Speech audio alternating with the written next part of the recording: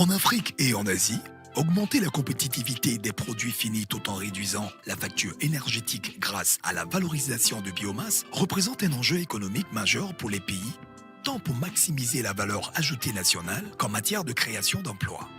Ces industries peuvent par exemple concerner la transformation de la noix de cajou, du riz ou encore du bois. Néanmoins, la gestion des résidus de transformation et l'approvisionnement en électricité peuvent s'avérer compliqués et coûteux pour les industriels. Le projet AgroGazelec, appuyé par le Fonds français pour l'environnement mondial, a pour vocation de les valoriser en les transformant en électricité au sein même des agro-industries. S'ils sont gérés de manière durable, ces résidus deviennent une opportunité pour ces entreprises. Leur facture d'électricité est effacée et ils peuvent également bénéficier de revenus complémentaires avec la revente de biocharbon ou de l'excédent d'électricité sur le réseau électrique. L'objectif du programme est de développer une solution viable pour la valorisation des résidus agricoles et agro-industriels à travers leur gazéification et la production d'électricité dans des groupes électrogènes adaptés. De par sa modularité, cette technologie est adaptée pour des puissances entre 100 kW et 2 MW électriques. Cela passe notamment par la capitalisation d'expériences précédentes au Cambodge où IED Invest opère ce type de centrale depuis 2011 afin de transférer cette technologie ainsi que sa fabrication en Afrique de l'Ouest. La réalisation de projets pilotes permettra de mettre l'accent sur l'appropriation locale à travers de la formation et de répliquer ce modèle dans la sous-région, que ce soit à partir de coques d'anacarde, de balles de riz ou de résidus issus de la transformation du bois par exemple. Le programme AgroGazelec favorisera ainsi le développement du tissu économique local, la transition énergétique ainsi que la protection de l'environnement.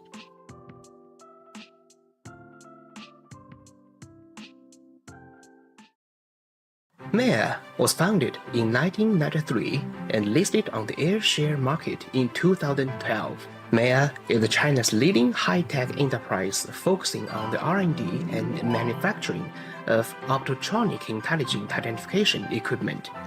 MEA is committed to applying intelligent identification technology to cashew sorting and processing by developing a full range of cashew color sorters, such as CF series, KM series, KF series, KFS3 series, K4 series, KS4 series, CG.A series, M series, XS series, XM series, XL series, etc.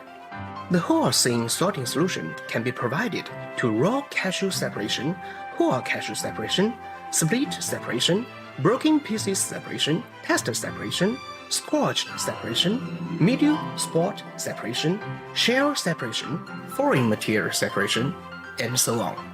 MEA brand new cashew color sorter, equipped with AI deep learning technology based on massive cashew sorting data, can quickly build and iterate deep learning sorting models to break the problems of micro-color difference, mold and spores which are difficult to solve with traditional color sorters, significantly improving the sorting efficiency and impurities such as single spot, multiple spot, micro-color difference, skin, insect spots, mold and wrinkled skin of cashew kernels. In addition, based on engineering design and intelligent manufacturing, the structure of the whole machine is highly standardized and modularized, which greatly enhance the stability and reliability. MEA is dedicated to creating more value for cashew processors.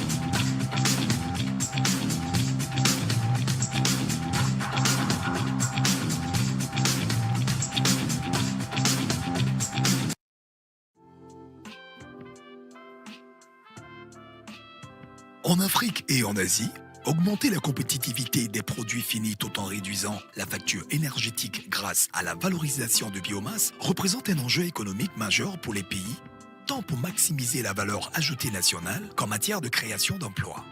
Ces industries peuvent par exemple concerner la transformation de la noix de cajou, du riz ou encore du bois. Néanmoins, la gestion des résidus de transformation et l'approvisionnement en électricité peuvent s'avérer compliqués et coûteux pour les industriels. Le projet AgroGazelec, appuyé par le Fonds français pour l'environnement mondial, a pour vocation de les valoriser en les transformant en électricité au sein même des agro-industries. S'ils sont gérés de manière durable, ces résidus deviennent une opportunité pour ces entreprises. Leur facture d'électricité est effacée et ils peuvent également bénéficier de revenus complémentaires avec la revente de biocharbon ou de l'excédent d'électricité sur les réseaux électriques. L'objectif du programme est de développer une solution viable pour la valorisation des résidus agricoles et agro-industriels à travers leur gazéification et la production d'électricité dans des groupes électrogènes adaptés. De par sa modularité, cette technologie est adaptée pour des puissances entre 100 kW et 2 MW électriques. Cela passe notamment par la capitalisation d'expériences précédentes au Cambodge où IED Invest opère ce type de centrale depuis 2011 afin de transférer cette technologie ainsi que sa fabrication en Afrique de l'Ouest.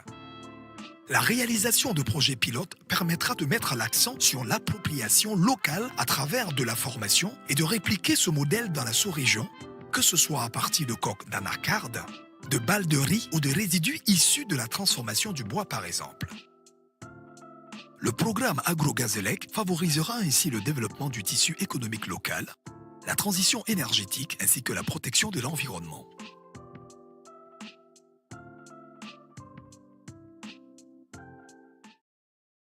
MEA was founded in 1993 and listed on the air share market in 2012. MEA is China's leading high-tech enterprise focusing on the R&D and manufacturing of optotronic intelligent identification equipment.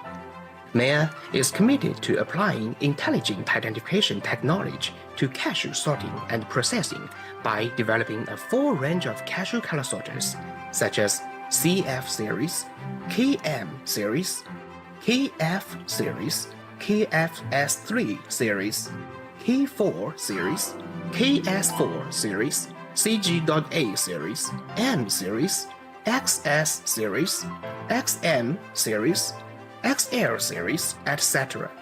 The whole scene sorting solution can be provided to raw cashew separation, whole cashew separation, split separation, broken pieces separation, tester separation, scorched separation, medium spot separation, shell separation, foreign material separation, and so on.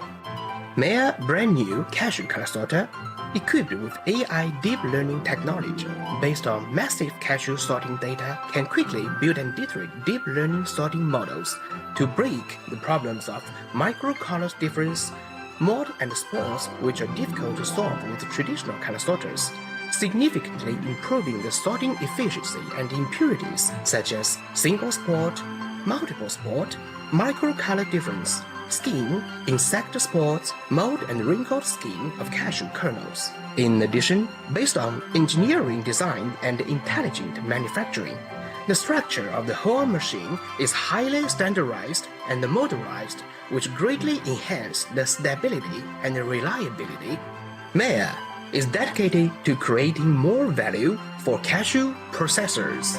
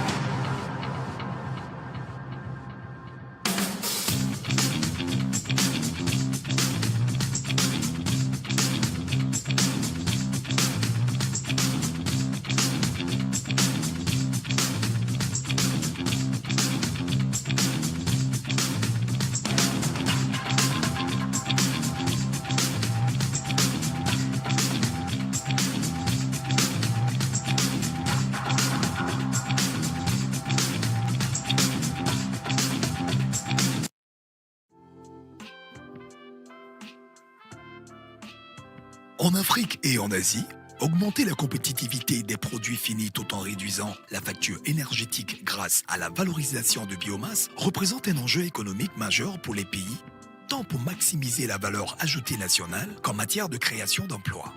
Ces industries peuvent par exemple concerner la transformation de la noix de cajou, du riz ou encore du bois. Néanmoins, la gestion des résidus de transformation et l'approvisionnement en électricité peuvent s'avérer compliqués et coûteux pour les industriels. Le projet AgroGazelec, appuyé par le Fonds français pour l'environnement mondial, a pour vocation de les valoriser en les transformant en électricité au sein même des agro-industries. S'ils sont gérés de manière durable, ces résidus deviennent une opportunité pour ces entreprises. Leur facture d'électricité est effacée et ils peuvent également bénéficier de revenus complémentaires avec la revente de biocharbon ou de l'excédent d'électricité sur les réseaux électriques. L'objectif du programme est de développer une solution viable pour la valorisation des résidus agricoles et agro-industriels à travers leur gazéification et la production d'électricité dans des groupes électrogènes adaptés. De par sa modularité, cette technologie est adaptée pour des puissances entre 100 kW et 2 MW électriques. Cela passe notamment par la capitalisation d'expériences précédentes au Cambodge où IED Invest opère ce type de centrale depuis 2011 afin de transférer cette technologie ainsi que sa fabrication en Afrique de l'Ouest. La réalisation de projets pilotes permettra de mettre l'accent sur l'appropriation locale à travers de la formation et de répliquer ce modèle dans la sous-région, que ce soit à partir de coques d'anacarde, de balles de riz ou de résidus issus de la transformation du bois par exemple. Le programme AgroGazelec favorisera ainsi le développement du tissu économique local, la transition énergétique ainsi que la protection de l'environnement.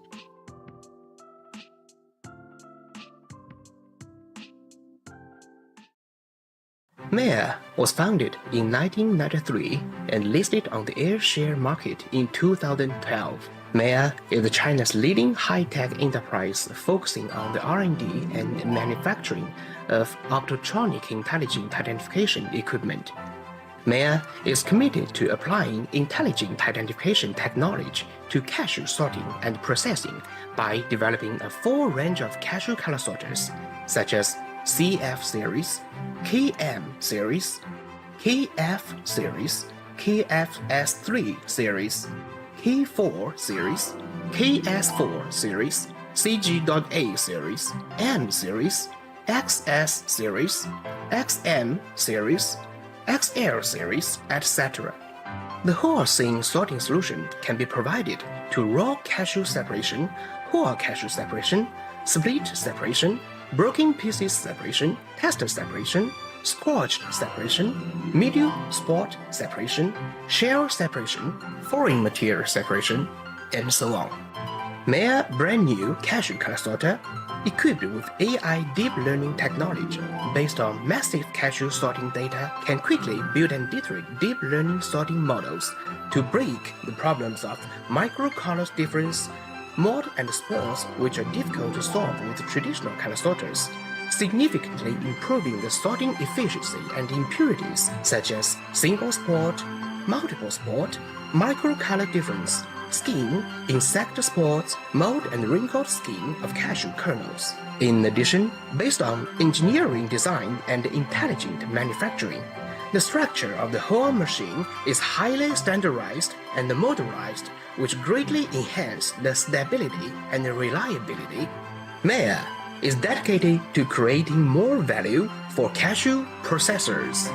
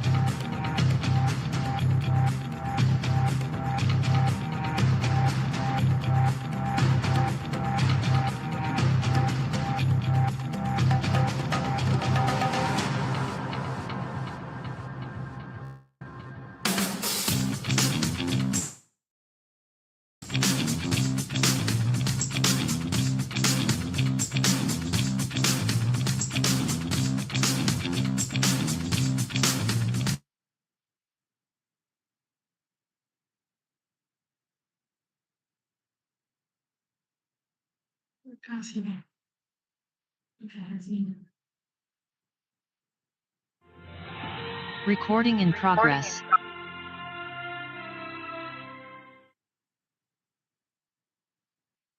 Hello from wherever you are, and welcome to another session of the Global Markets Encounter with Jim Fitzpatrick. The session is available in both French and English, and you can access your preferred language via the globe icon on the bottom left side of your screen. The webinar is also live streamed on the ACA Facebook page and YouTube channel. You can ask questions and leave comments in the discussion box below. This webinar is also made possible because of the support from our partners and sponsors. I would like to acknowledge the European Union, the Organization of African, Caribbean, and Pacific States, the GIZ MoveCom Cashew Projects, and the Sustainable Nuts Initiative. Before having our hosts, kindly remember to register now for the 19th ACA Annual Cashew Conference and Expo that will take place from 18th to 22nd of November this year in Dar es Salaam, Tanzania. Good morning, Jim. Hi, Stella. How are you? I'm good. How are you too? Yeah, I'm okay. We are ready for another update. Always.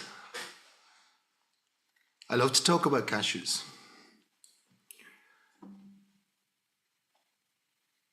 Shall we start? Yes, Jim, we can start.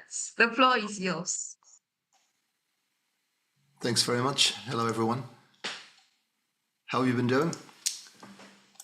Interesting times. It's really easy to get caught up in all this stuff about tariffs and trade and all of that. And sometimes we can lose focus, but it's the end of April. We're well advanced in the harvest. Some of them are over. So we're going to talk about some ways to try and put some perspective on what's been going on these last 3 months. So I'm going to talk about markets and crops. I'm going to talk about, I've just called it a vulnerable chain. That's about the African cashew sector and how it fits into the world cashew sector and how vulnerable that is. If you were with us on other occasions, you've probably heard me talk about the dangers in the chain. And I want to talk about how those are today and how they may have got worse over the last 2 or 3 months. And I'll ask the question, is regulation by governments making it worse? Then I thought, okay, let's go a slightly different direction and let's put some perspective on the US market. People talk about it so much, but I often wonder if people really take time to find out where it fits in to the overall market and how important or otherwise the US market is. So we'll have a little look at that too. But let's start where we always start. Let's start with the markets and the general market trends. I'm calling the review of prices as pressure building, because I do see a little bit of pressure building in the market, and it's mostly for lower prices.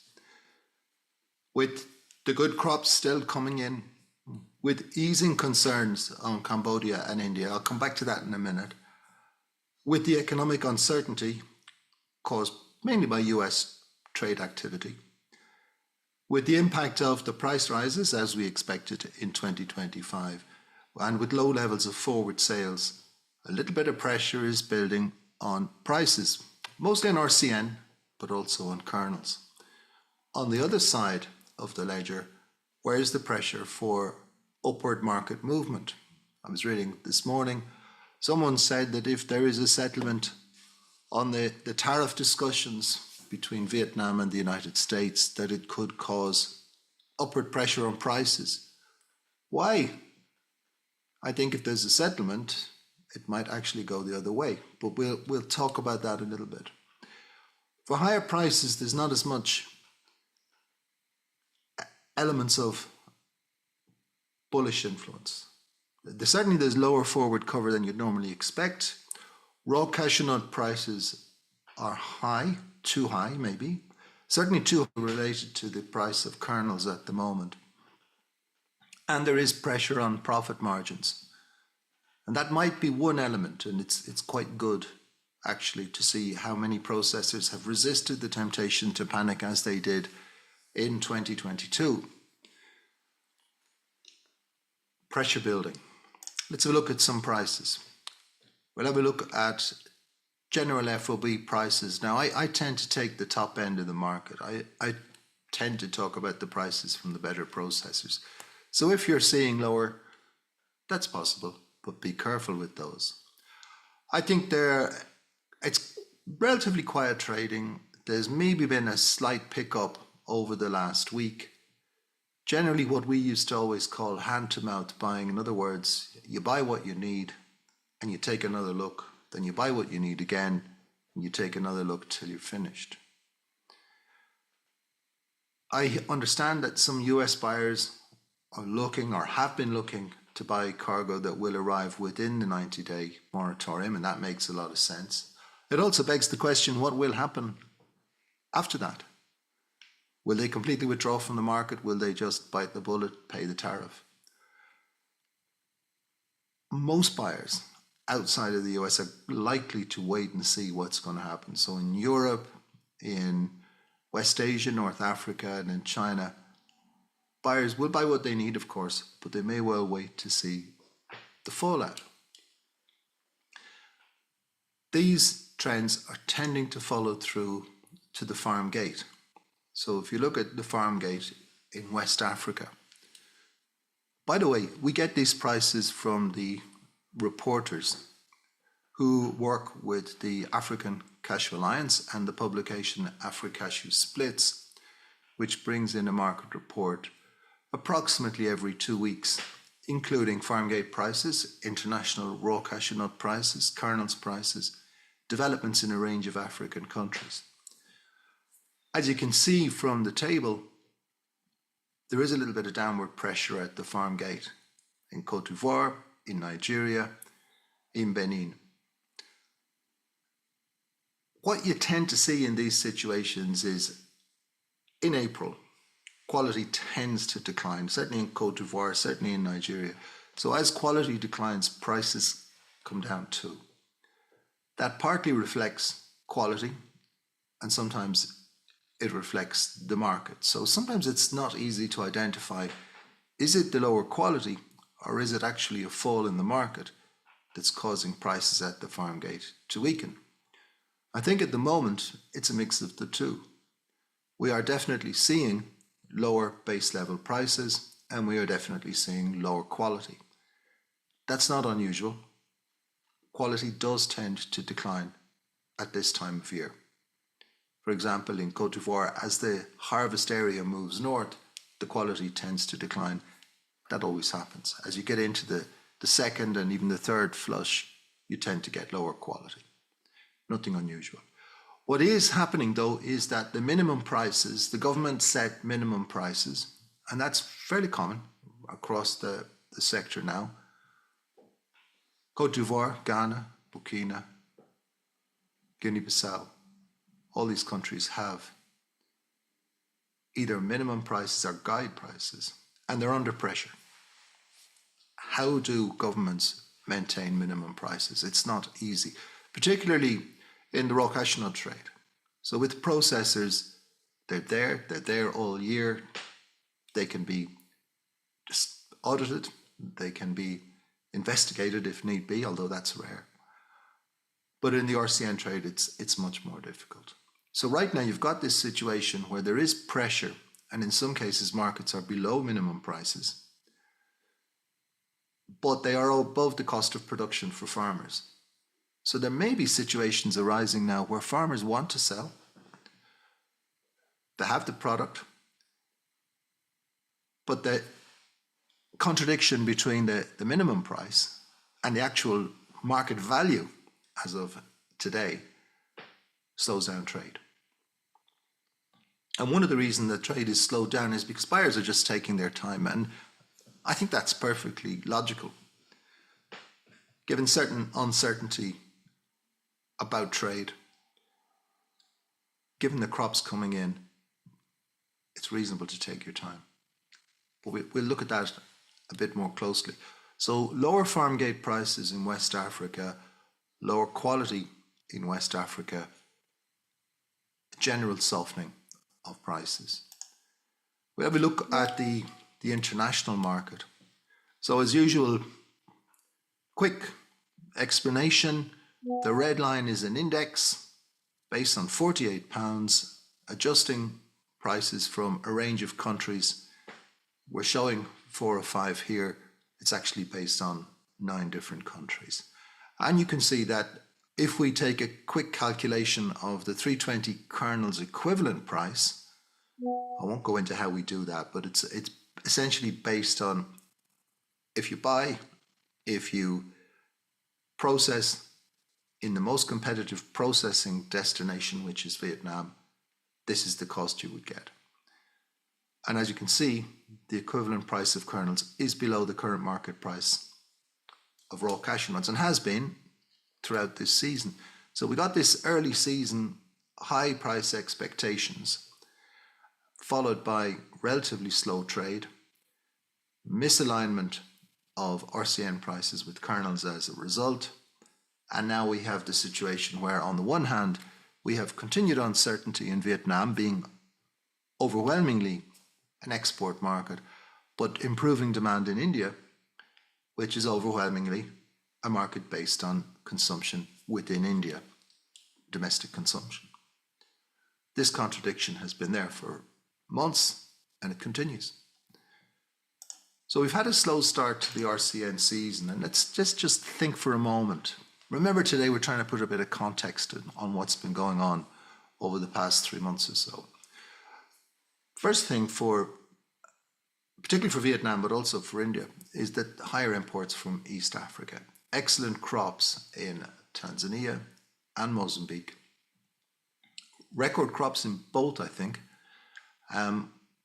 Therefore, more supplies. Then we get the expectation of larger crops in West Africa and in Cambodia. That was initially bound to slow buyers down too. The unknown impact of kernels prices, we've discussed that several times, and to a certain extent it's still unknown because we're only into April, at the end of April.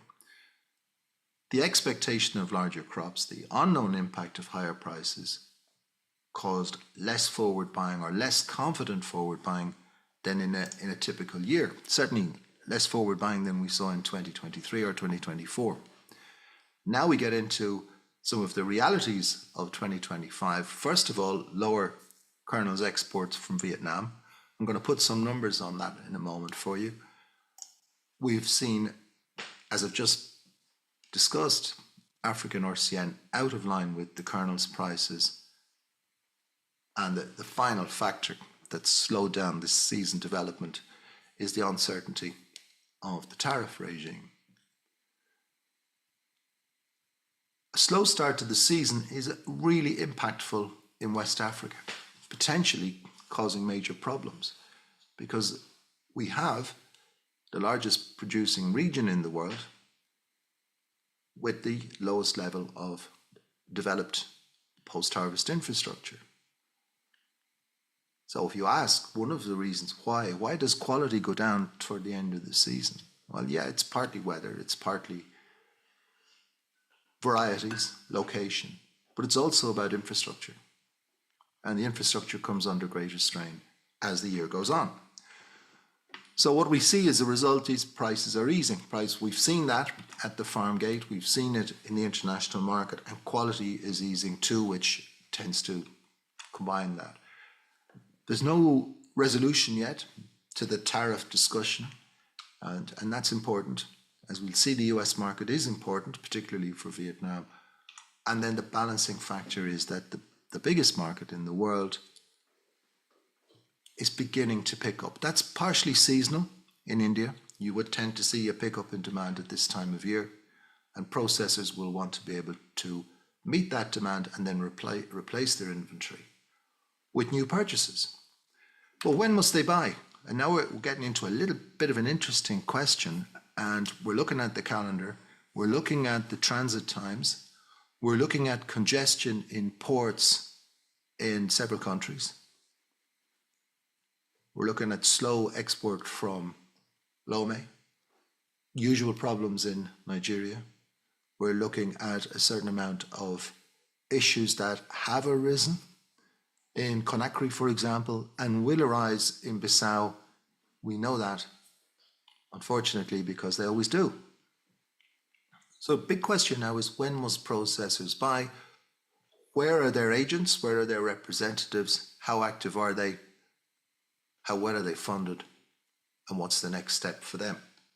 And they too, those buyers, will be aware that waiting, in some cases, will mean that they get lower quality. So let's switch then from the slow start to the season and have a look at the situation at destination. So 2 weeks ago we were talking, and we talked about what would be needed for Vietnam to catch up on the import situation as we saw it. So what we were seeing is that Vietnam was well behind import-wise on raw cashew nuts. So at the end of March, the actual number was down 36%, about 165,000 tonnes lower. Question now is, what's happened in the first 2 weeks of April to make that catch up? And what we see is good news, I think. I mean, it's certainly, we asked the question, what does this mean for the Cambodian crop? Well, the signal now is that it meant that it was late, not particularly in trouble. So what we see in the first half of April, that the latest numbers we'll have, next week we should have full April figures. They're really fast in Vietnam and usually pretty accurate. So Vietnam's imports during the first half of April were up by 56% on April of last year. That's about 100,000 tonnes. It can only be that that's driven by Cambodia.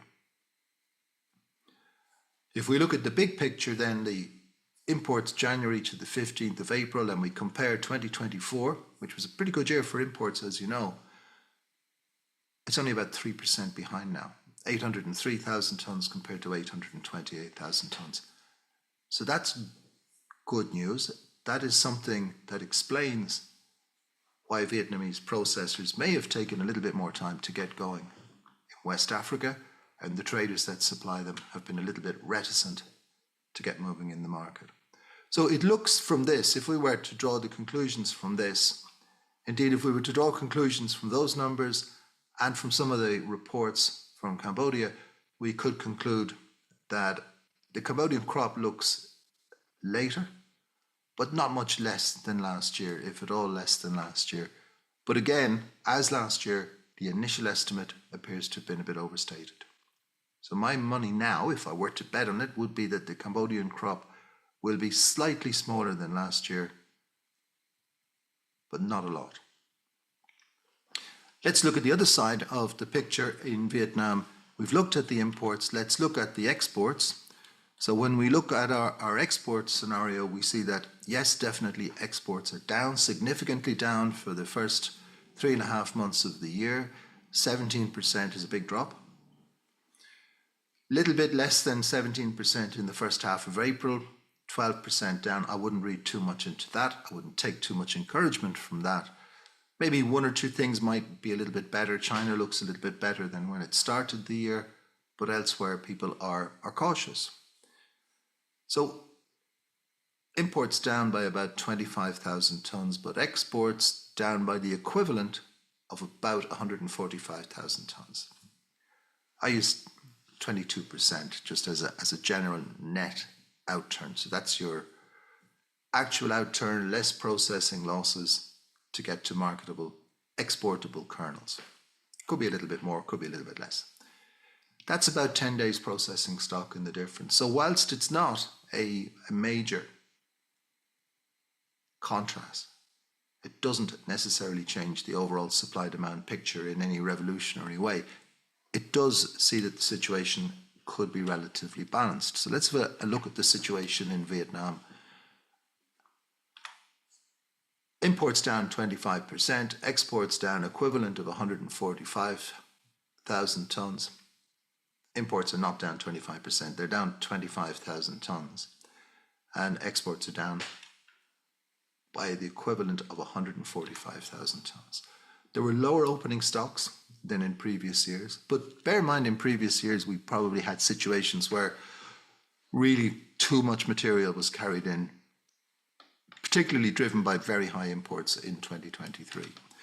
Fewer forward sales, as we've said, international RCN out of line with kernels and the uncertainty of the tariff regime.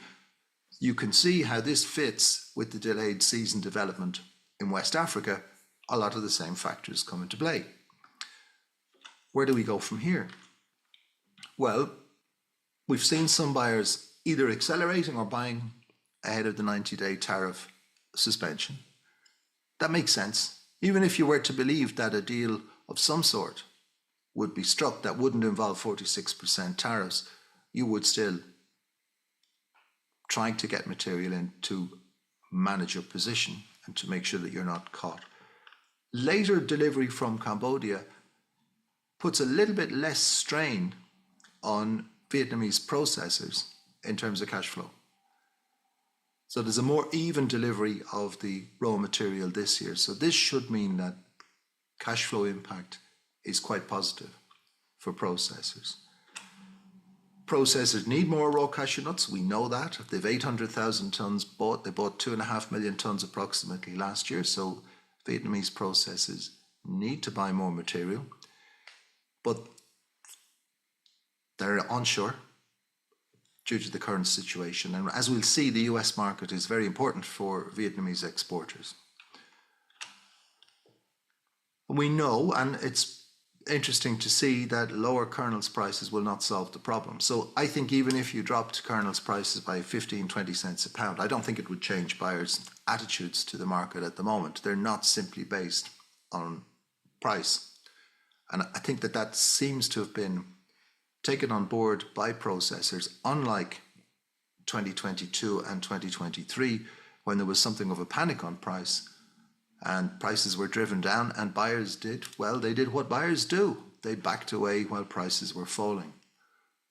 Lower prices doesn't necessarily mean that buyers will write the contract, pull the trigger on the deal, or move forward. It often means they'll just step back.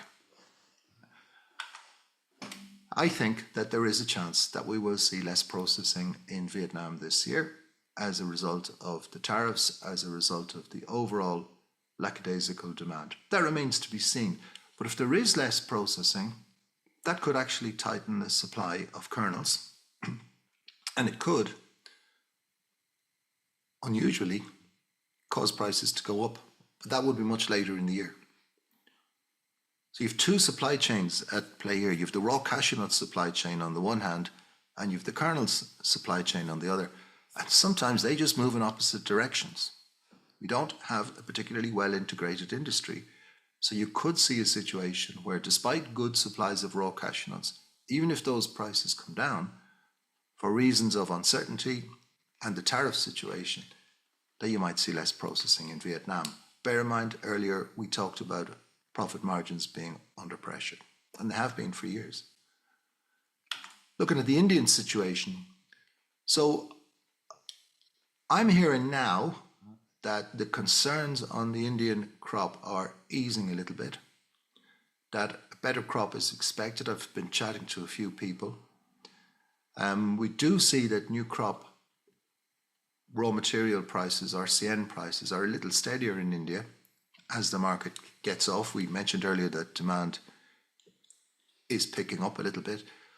And from what I understand, and this is based not on science, this is based on conversations with various people in different parts of the country. And what I understand is that the crop looks okay. Maybe not the big crop that was originally forecast, but still looking pretty good. Maybe something like 2023, 2022, but better than last year.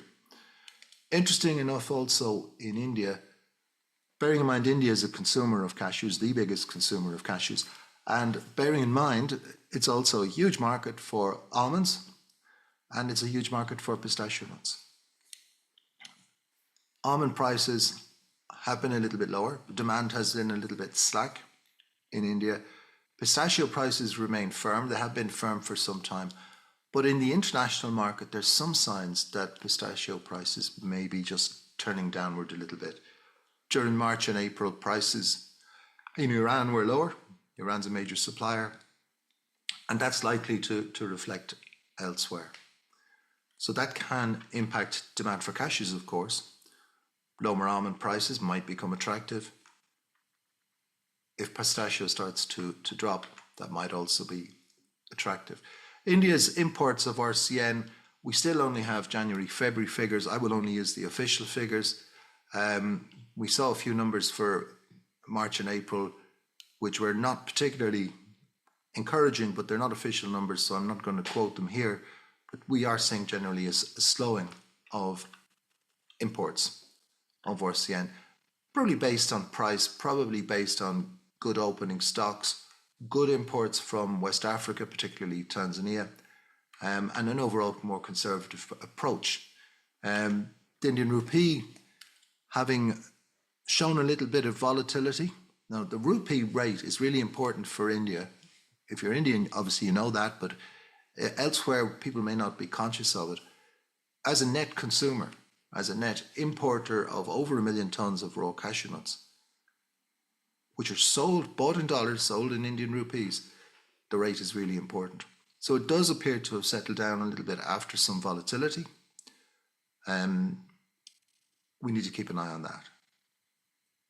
That sometimes does stimulate people who are tempted to speculate on the currency movement. They tend to sometimes make some moves in the market. Okay, so outlook. As we look at things, trade is quiet on RCN. RCN prices are a little bit lower, but they're above the kernel's equivalent. Kernel's buyers are waiting for an opportunity. Demand is improving in India, partly seasonal, partly underlying demand. Calendar pressure is building on processors from now on. If you think about it, if you bought something today, when would you get to process that? July? Maybe. So the calendar pressure is beginning to build.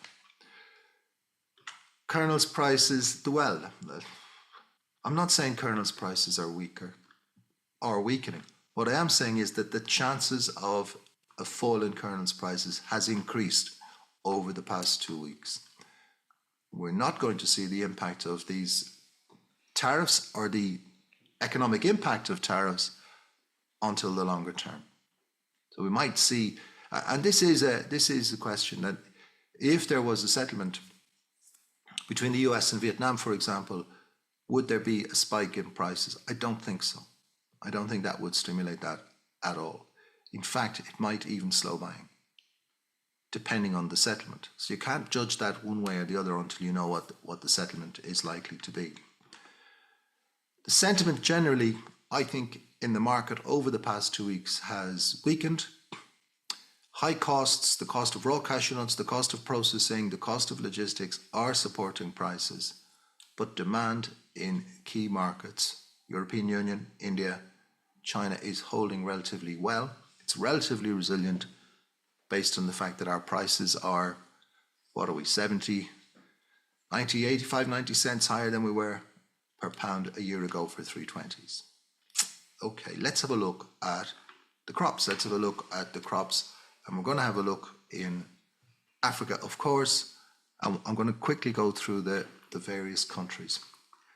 So what we see in Nigeria, by the way, in Nigeria, there's some content online exaggerating the crop. There's even one post there telling us that Nigeria produces 1 million tons of raw cashews.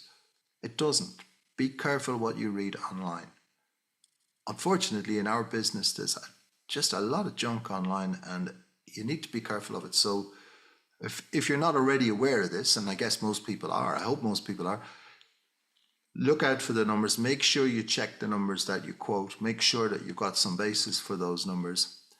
From our point of view, what we see in Nigeria is lower quality at this time of year. No surprise there. We see prices easing a little bit at the farm gate, but not easing much.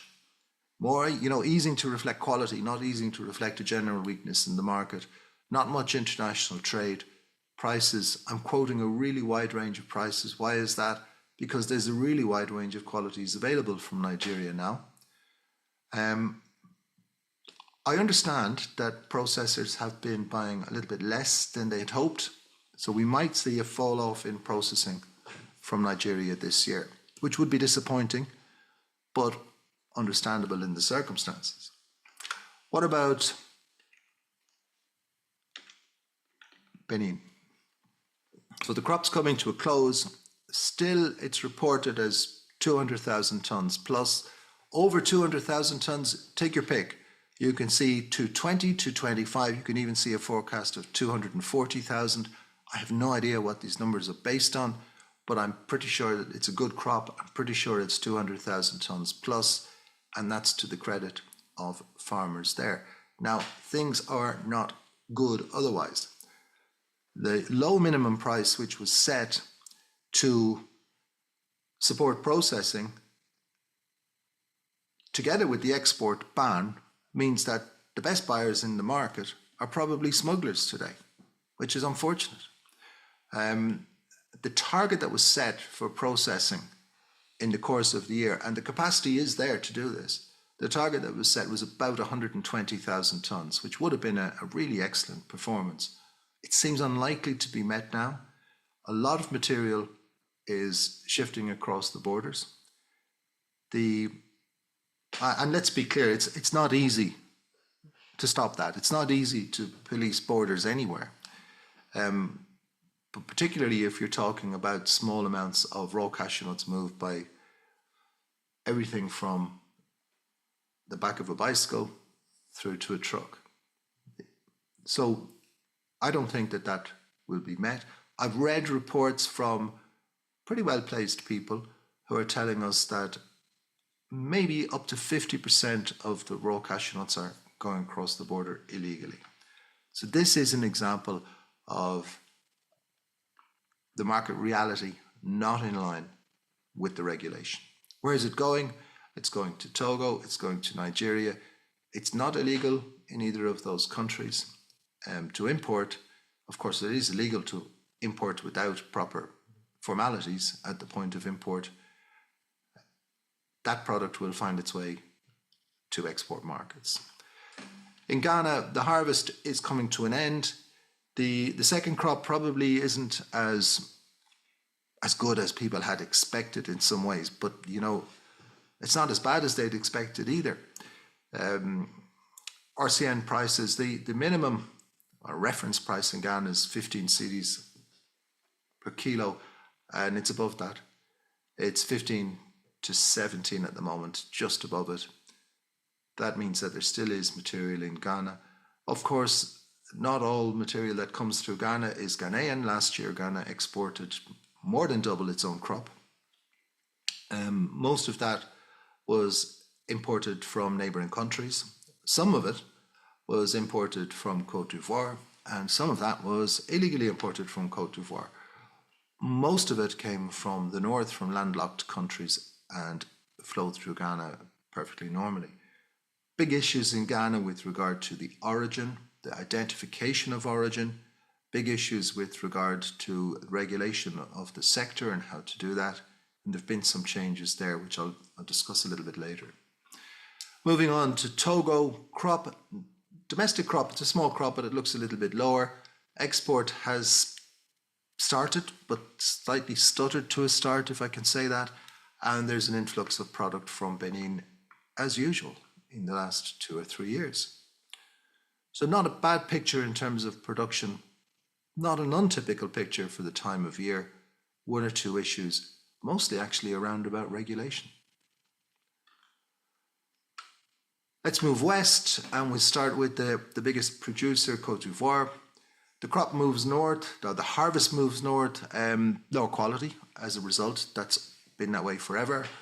Prices now are, and I'm not sure if they're trading, and they may not be trading, but they're certainly discussed below the minimum price levels. So with an optimistic minimum price level, CFA 425, it's not altogether surprising that there would be pressure on the minimum prices. I'm not sure how that's managed. I know it's not legal to trade below the minimum price, and people should stick to the law. But this is what's talked about in the market. An official report suggested that 900,000 tonnes had already been traded between export and processors. That's 77% higher than the same time last year. Now, if I take that and I take what I hear in the market and I look at prices, I think that perhaps the 1.15 million tonnes official estimate could be much bigger. I think I'm being conservative when I say it could be about 1.35 million. I think it could be more than that. I mean, if you think trade is so far ahead of last year, if you think that processors have already bought up to 400,000 tonnes, according to some reports, and there's even one report that they've bought 600,000 tonnes, although that's not all for export. That's not all for processing. Some of it's got to be for export. This is one of the things in the market. You have a lot of processors that are also trading companies, exporters. So there's a certain lack of transparency in that.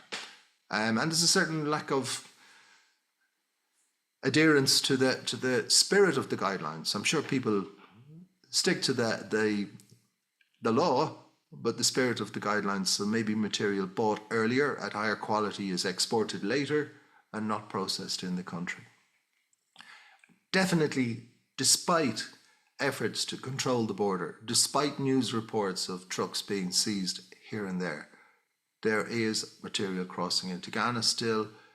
The lower quality, or the quality that's being discussed in some of the border towns in Ghana, gives us clear indication of that. Highly regulated sector, huge sector, with processing and RCN export, a complex situation. Crop looks good. To me, the quality decline at this time of year is perfectly normal. Some issues around about farm gate pricing. What about Guinea? Really up and coming in production. This could be a big crop this year.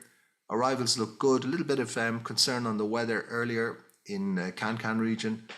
Seems to be getting a little bit better.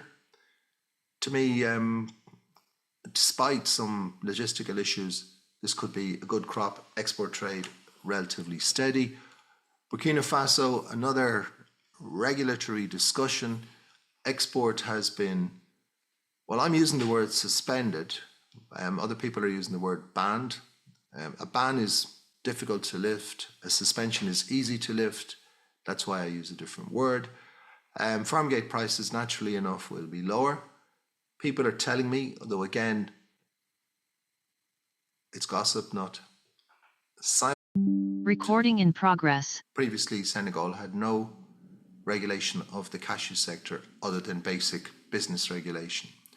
So that's a significant change. It'll be interesting to see if that impacts the farm gate price, because we always have this discussion: who's actually paying the export tax? Is it the processor? Is it the consumer at destination? Or is it actually the farmer? And if you ever want to read about that, there's a lot of academic stuff written on who actually pays export taxes.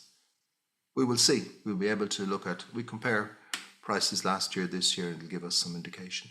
Generally then, across West Africa, not too many problems, certainly less problems than some of the people offering raw cashew nuts would have us believe.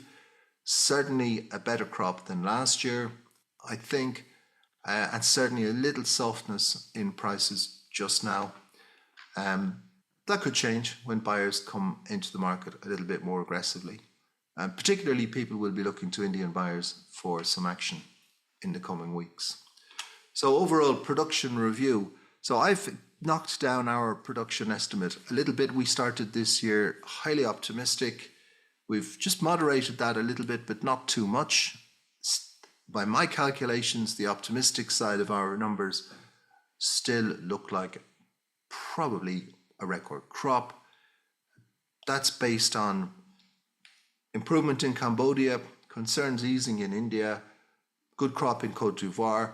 Guinea-Bissau, we've moderated our estimate a little bit, but still a good crop. And there's concerns for Burkina Faso and concerns for Benin, and indeed maybe concerns across West Africa, that even though the crop is good, that some of those raw cashew nuts may not make it to market. That hasn't been a situation in recent years, but we did see that fairly common situation some years ago. Certainly a decade ago, leftover stocks in West Africa would not be surprising. So outlook for production. The earlier negative reports appear to be overstated. Looks like things are back on track. Cambodia, crops coming in, definitely some insect damage. I spoke to some commercial farmers there in the course of the week. They're definitely seeing some insect damage, lower than expected yields, but a good crop again. West Africa, early harvesting regions now closing down, quality falling, but as we've said, overall volumes look okay. India, the indicators are better. It's still a little early to draw any serious conclusions about India. What I've heard from the East Coast is that the reports are improving. Generally looks better. So although we've moderated our estimate of the crop, we're still quite positive. And the concern, and this is the biggest concern at the moment, is that some West African material will not make it to market. Overall, fairly optimistic on production. Trade, a little bit hamstrung at the moment by the uncertainty in the international market. We would have had quite a great deal of uncertainty anyway, with such a high increase in prices and reluctance on the part of buyers. And now with this tariff issue introduced by the Americans, obviously that uncertainty is magnified almost to the point where it paralyzes trade. So I want to turn then to the supply chain in general. So we'll just a quick review. So if we look at the supply chain issues in the cashew business, we have a concentration of processing in two countries, in Vietnam and in India. And although African countries like Cote d'Ivoire have shown progress and claim to be the second exporter or the largest processor in Africa, the numbers are really minuscule compared to India and Vietnam. This concentration of processing increases risk and volatility and reduces competition. So does growing far from processing. So if we look at it and we see something like 90% of processing in two countries, we can say that in general, cashew nuts are grown far from where they are processed. We're talking West Africa compared to shipments to Vietnam. This increases the risk, compromises the quality, slows the movement, which we see right now, and increases prices generally because of the additional cost. It also reduces traceability.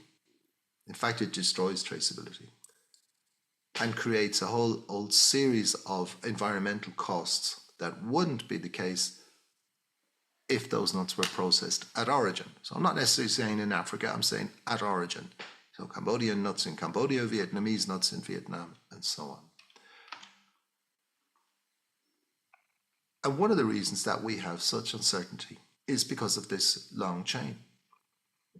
Not only does it increase price volatility, but it creates contract risk, contract fidelity risk. So what I mean by that is that people basically don't keep their promises on contracts, and it does risk food safety. Now, we haven't seen too many impacts of food safety, but boy, have we seen impacts on quality. We've seen so much material mixed, shipped, not arriving at the same quality that it was shipped, and so on, and that's down to the long chain. Now introduce this really volatile factor on which we have no resolution yet. So if, for example, let's just imagine that the United States does impose a 46% tariff on Vietnamese cashew kernels. How would Africa cope with that? There isn't enough processing. So would farm gate prices collapse? Would processing development accelerate to meet the demand, to take advantage of the differential in tariffs. Remember, you've got 21% in Côte d'Ivoire as things stand. You've 10 to 14% in other countries as things stand. You've got people making the case that African countries are exempt under various support legislation in the United States. What happens to the Burma kernels trade? Processing development in African countries in the last couple of years became highly dependent on the trade of Burma kernels. Burma kernels trade is sending unpeeled, partially processed cashews to Vietnam, either to be finished or to be traded on as is.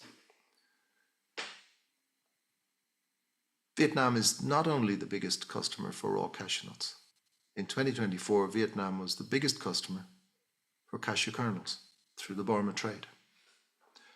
How would that be impacted if 46% or 21% or 26% tariffs were imposed on Vietnam? Now that may be unlikely. It's unlikely in my view. I think it'll settle maybe at 10%, but it is a possibility. And even at 10%, it's a serious factor. So we've now introduced into our supply chain vulnerability this new unknown destabilizing factor, which effectively makes, as things stand today, makes Vietnam less competitive, African countries more competitive, but we don't have the processing to the sufficient scale to take advantage of that. So that actually threatens how the whole system works. As if there wasn't enough uncertainty and enough supply chain issues already in existence. So we need to recognize that when we look at this supply chain in 2025, it has changed. A lot of things have changed. Higher prices will hit consumers. We've known that for some time. Normal production, and this is a big crop, this is greater than average, but there is a situation now developing where, similar to the arrival of Cambodia over 2020 through to current time, increased production in Cambodia created a paper surplus, caused a collapse in prices. That was corrected in 2024. What happens next? Last year, we saw a big spike in demand. US imports last year were up 23%. They will not be up 23% this year. That we know.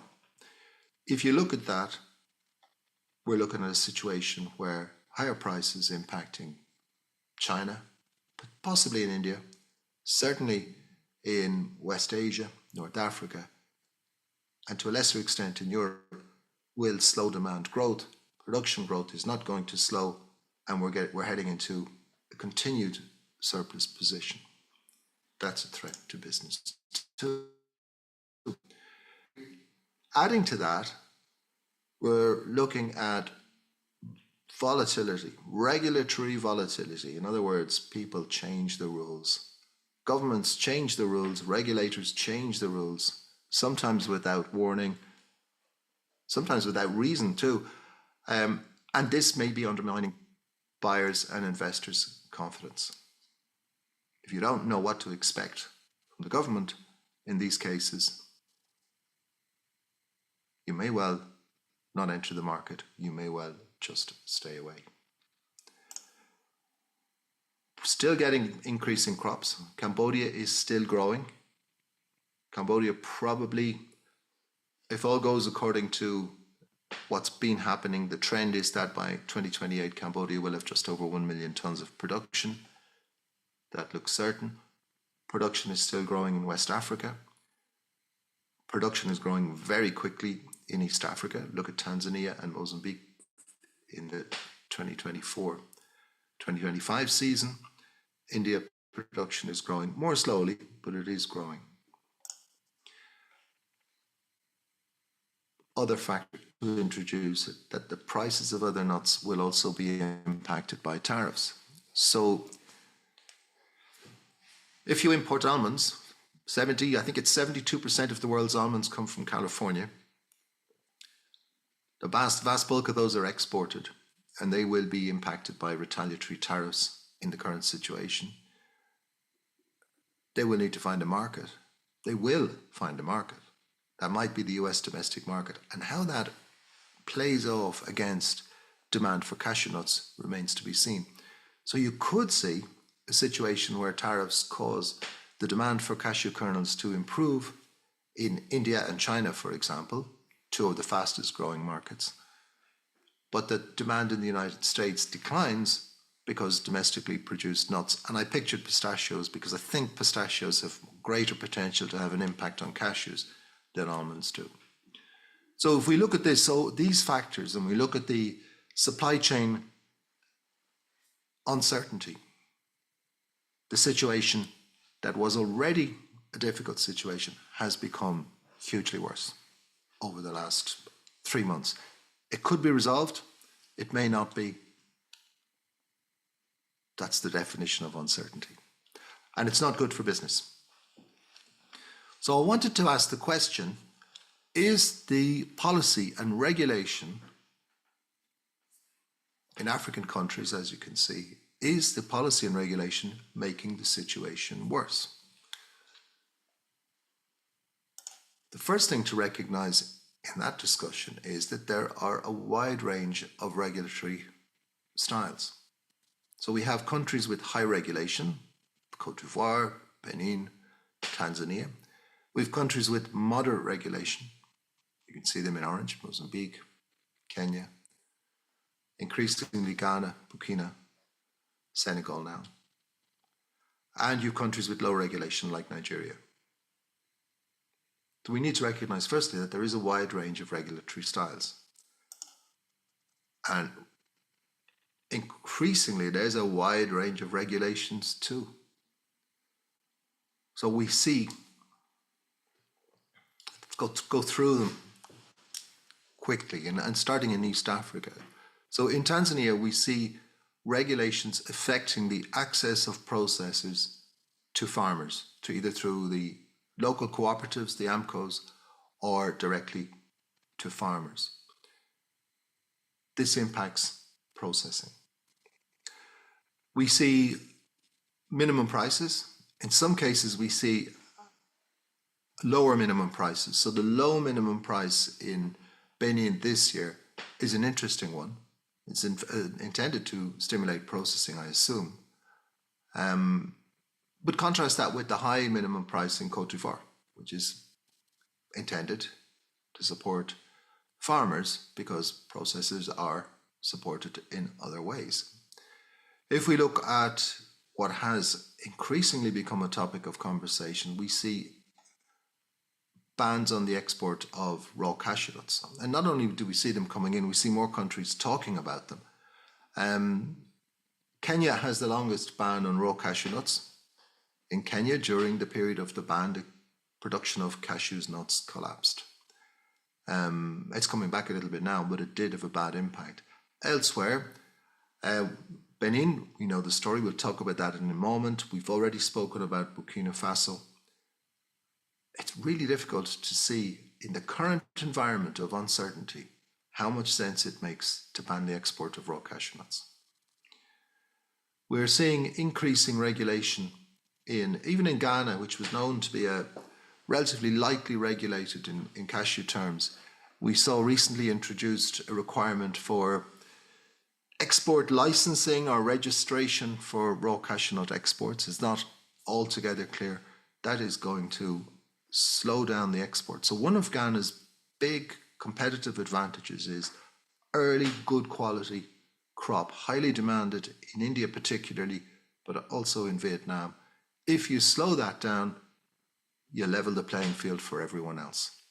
Licensing, unless your bureaucracy is quick, and you don't need me to comment on whether the bureaucracy will be quick or not, you're going to slow down exports. So it's a surprising move there. We've seen tax system changes in Guinea-Bissau, which have worked, and I'll use those as an example in a moment. And we've seen, as I mentioned, the introduction of an export tax in Senegal. So in a situation of uncertainty, we get further uncertainty introduced by rapid, sometimes ad hoc, short-term, sometimes not really related to the market introduction of policies and regulations that often have good logic, but terrible timing, and often very poor communication, so that people really don't know where they stand. I mean, think of the situation from Côte d'Ivoire last year when exports were banned. They were banned for 2 weeks, which turned into 3 months. The communication around that was poor. And it's not only there. These are examples. There are many, many examples. But we'll have a look at a couple of examples. So the first one I want to look at is Guinea-Bissau. So the scenario is that Senegal had, up to last year, no export tax, and this year a low export tax. Guinea-Bissau has high export taxes and complex domestic trade regulation and taxes, and export by road from Guinea-Bissau is illegal. So what happened was that over a period of time, we saw an increase in cross-border trade. How do we know that? Well, we know that because look at the orange line. That's the export from Senegal, which was recorded in India and Vietnam as origin Senegal. So this actually is the import, but if it's imported, it has to be exported. So we saw this huge increase in the volume exported from Senegal as Senegal origin, but we didn't see a corresponding increase in production. Most people would recognize that. We can also verify it if we look at Guinea-Bissau trade increasing over the years in line with production, and then all of a sudden dives. And Guinea-Bissau exports dive, Senegal exports spike up. And now it's changed. Last year, Guinea-Bissau started to recover the direct exports. So the authorities in Bissau changed the system to incentivize. They had tried restricting export trade at the border. They had squads, they had police, they had roads patrolled. Didn't work. What they did was they started to make it more logical to come to the port of Bissau for export. And it worked. So we have a situation here where, first of all, different policies in neighbouring countries created the informal trade. But a refocus of the policy in one country, at least for now, has resolved the problem. And how do we know that? We know that because we look at the trade statistics related. Example 2, Benin. So look at the chart on the left-hand side to begin with. This is an estimate of production in 2025. The orange is an estimate of processing capacity available in 2025. And the green bar is an estimate of what was actually processed, raw cashew nut volumes, in 2024. So production and processing capacity don't match. Export is banned, and now the supply chain is managed by a public or semi-public organization which is supposed to secure raw material for processors. And a low minimum price was set in order to stimulate processing. But what's happened is that this target won't be met. This product will be smuggled across the border and is being smuggled across the border, and we could well end up at this number or lower in 2025. Now you could say, well, just enforce the ban. Farm gate price, how would you hold the farm gate price if you enforce the ban? Very difficult. What would farmers do if they didn't have outlets for their products? They'd certainly stop looking after their trees. And if you think of the hardship, I mean, we talk about farmers. I mean, farmers are the most important link in the chain, but also the poorest and sometimes the weakest link in the chain. They would suffer, clearly. Their families would suffer. So this regulation is maybe not a bad idea, but maybe introduced 2-3 years too early. Whether it's a good idea or not, time will tell. Right now, the best buyer in Benin is probably a smuggler. They can afford to pay the highest prices. You've got a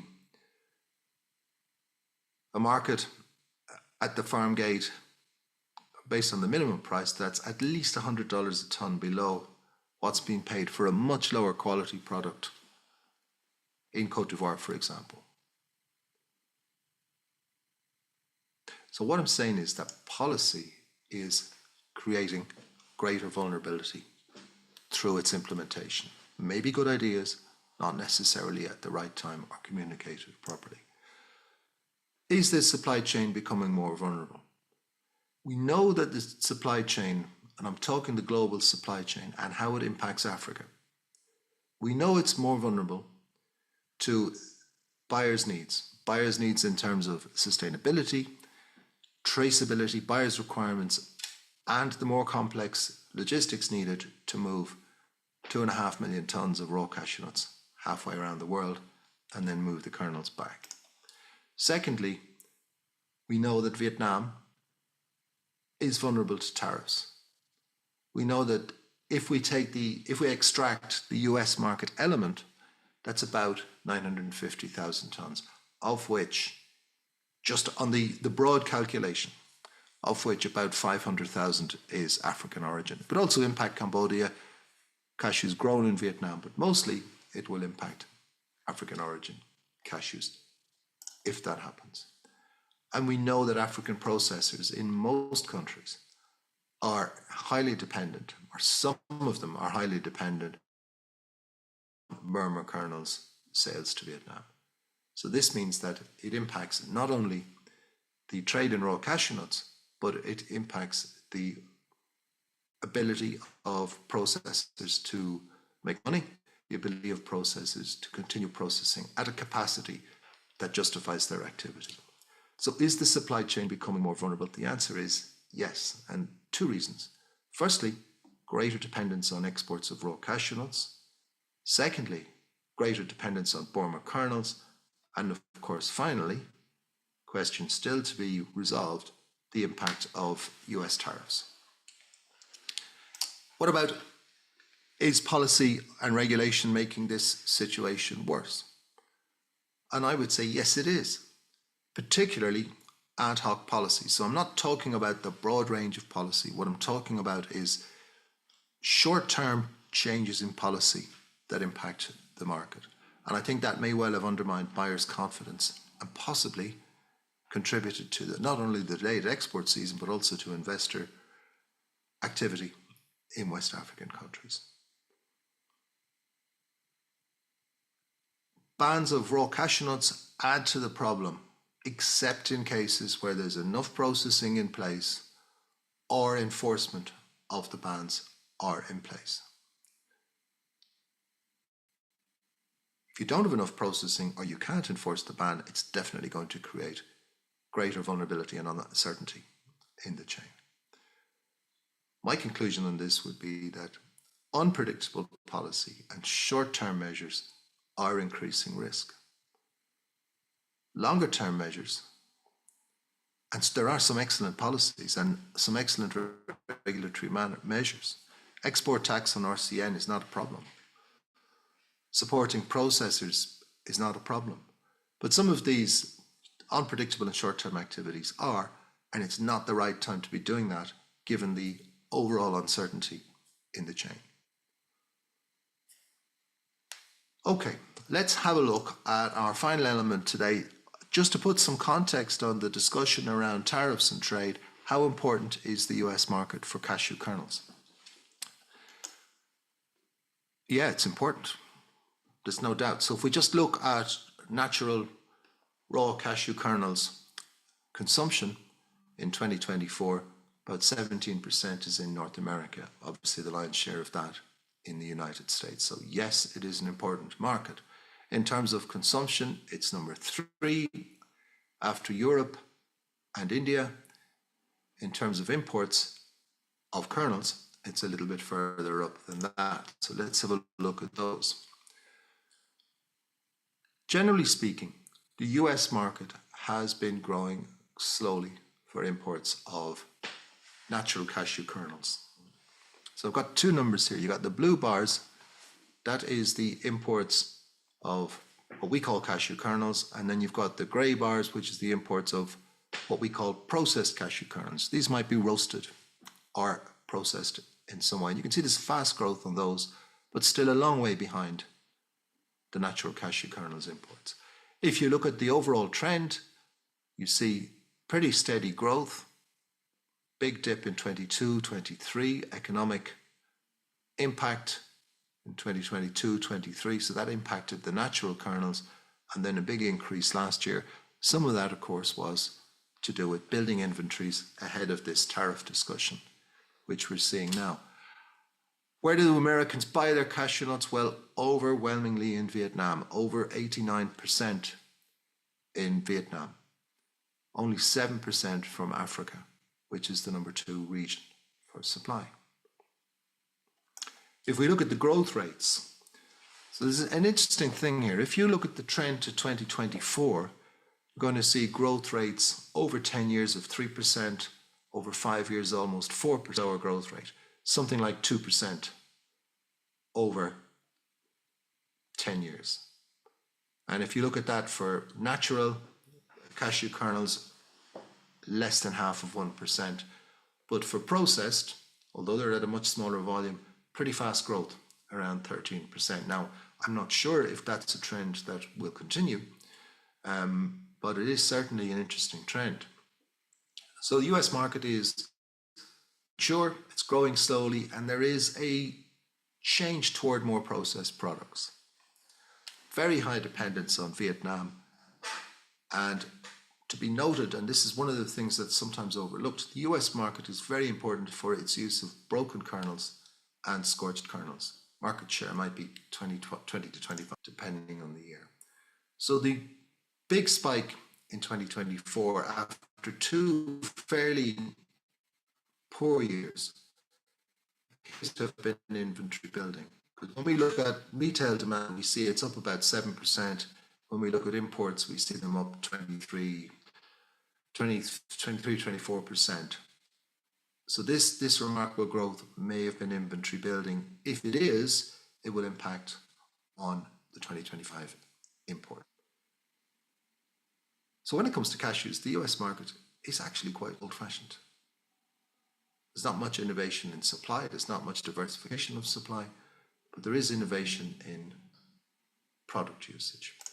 What about Africa? How much cashews does Africa supply to the United States? Well, it's been increasing. It's been increasing quite nicely in recent years. And if we look at the growth, so you've got here, you've got market share in percentage, and we see that that's around 7.09%. Mind you, if you go all the way back to 2014, it was around 6%. And then you've got growth in volume.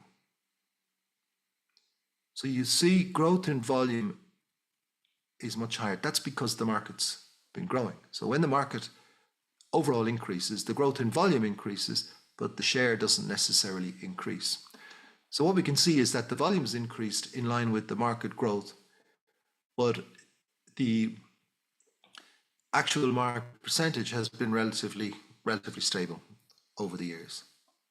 If we look at which African countries are supplying, well, no real surprise, 67% of US imports from Africa come from Cote d'Ivoire.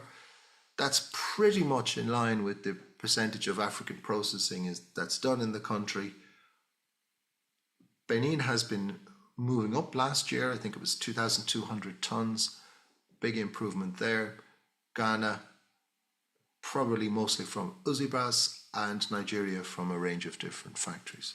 So we're seeing a couple of changes, but generally, as you'd expect, Cote d'Ivoire dominates that market, and that's likely to increase. So we would hope if processing in Benin gets going this year, that will increase. I'm pretty sure Tanzania only has 1%, but I'm pretty sure in 2025 there'll be more shipments from Tanzania to the US market.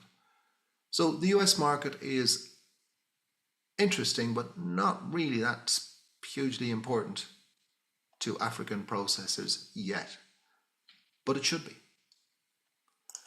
Let's have a look at buyers' requirements. Is that the reason why African processors haven't made as many inroads there as they have in Europe, for example?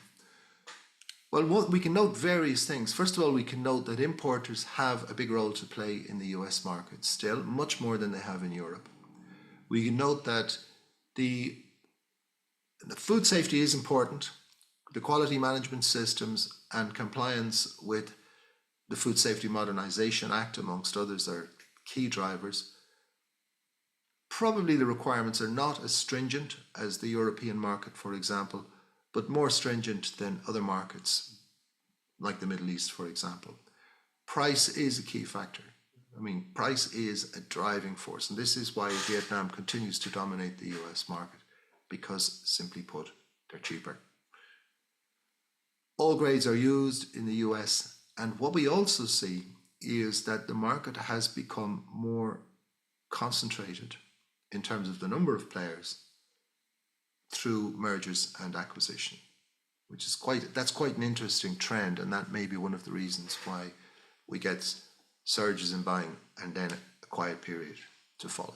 But as you can see, there you have multiple channels, not as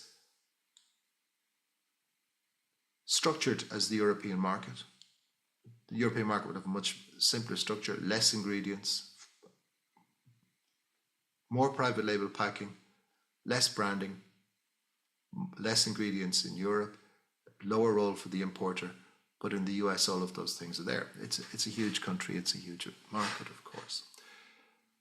Let's have a look at the US market in the very big picture. So in terms of the US share of world consumption, just expressing that in percentage terms, it's now here down 18%. So the percentage of consumption that the US market involves is lower now than it was 10 years ago. That's because of relatively slow growth in the US and fast growth elsewhere. That's consumption. Now, if we take out consumption and just look at imports, so we're talking now about imports of cashew kernels, we'll see that the figure is higher. So the US accounts for about 29% of world imports. So India, for example, is out of this picture because India imports raw cashew nuts. Here we're talking about imports of kernels. That's why the percentage share goes up. So about 1/3 of the world's imports are in the US market. And that's reflected in Vietnam. The US is really important, and the US share of Vietnam's exports is increasing.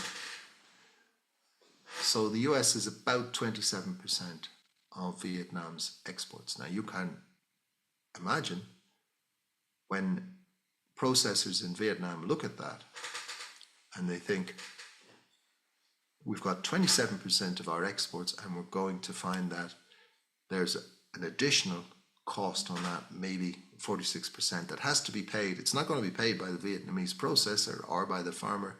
It's going to be paid by the American consumer. How will the American consumer react to such an increase in price? And that's why, although the US is diminishing in its importance in the world market, which probably reflects a lot of other sectors too, it is increasing in its importance in Vietnam.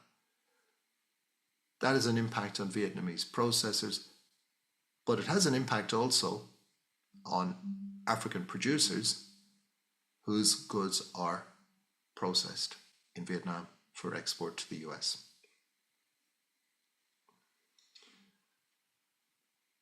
So let's have a look at the overall outlook over the coming weeks. And this is the way I'm seeing it as we get to the very last day of April 2025. I think the RCN market is a little bit paralyzed. As I've said, prices look a little bit weaker. We've got delayed decision making, which tends to weaken prices because of the situation on the trade tariffs. Buyers are buying carefully. I think buyers of kernels and raw cashew nuts are buying carefully, but you have seen a little bit of a spike on US kernels. Meantime, on the production side, crops, the outlook over the last 2 weeks has come a little bit more into close focus. It's not as big as we thought back in February, but it's not as bad as some people have been saying about Cambodia and India. The prices generally in the market don't suggest a problem, but RCN prices are definitely mismatched with kernels. Probably it's the raw cashew nuts are too high. As I was saying earlier, I feel that kernels are more likely to go down than to go up in the short term, which confirms the idea that RCN is overpriced right now.